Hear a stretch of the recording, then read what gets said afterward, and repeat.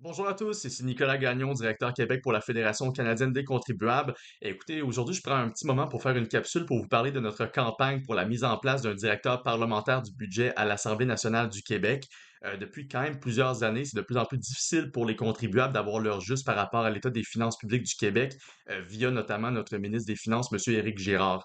Que ce soit à chaque budget, à chaque mise à jour économique ou à chaque dépôt des comptes publics, on remarque de plus en plus des écarts de plus en plus importants par rapport aux revenus qui sont moins importants que prévu ou les dépenses qui sont beaucoup plus importantes que prévu ou même les fameux déficits records qu'on accumule et pour lesquels on n'a toujours pas de plan pour le retour à l'équilibre budgétaire. Et cet impact-là est non négligeable pour l'avenir de nos finances publiques. Malheureusement, on a un manque de clarté de plus en plus important et ça touche pas juste les questions de finances publiques, ça touche aussi les dépenses du gouvernement ou les fameux paris qu'il va prendre avec votre argent.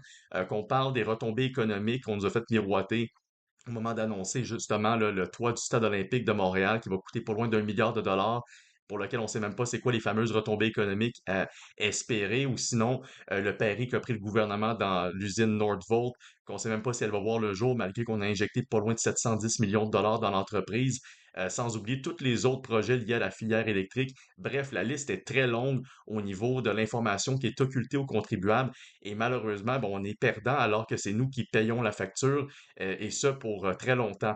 Pourquoi un directeur parlementaire du budget? Ben, il y en a un à Ottawa et c'est très simple. C'est un expert indépendant, neutre et non partisan qui est là pour s'assurer à ce que vous ayez l'heure juste à tout moment.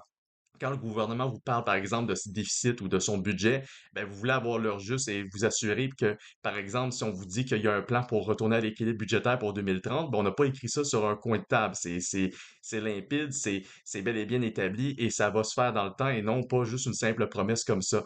Donc, c'est s'assurer à ce que lorsque le gouvernement vous dit X, ben, que le directeur parlementaire du budget puisse nous confirmer que c'est bel et bien X et non Y. Ça a l'air niaiseux, même à la limite simpliste, mais vous seriez étonné à quel point ça peut réellement aider les contribuables à suivre l'état des finances publiques, comme c'est le cas au fédéral.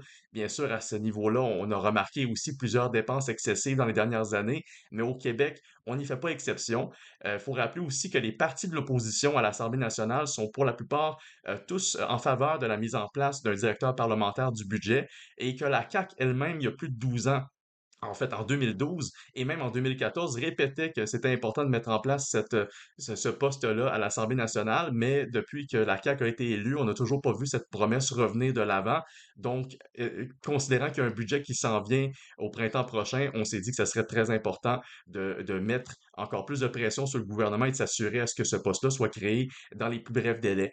Donc, j'ai juste deux choses à vous demander aujourd'hui. Simplement, signer la pétition qui est sous cette vidéo. Comme je vous ai dit, la pression monte énormément.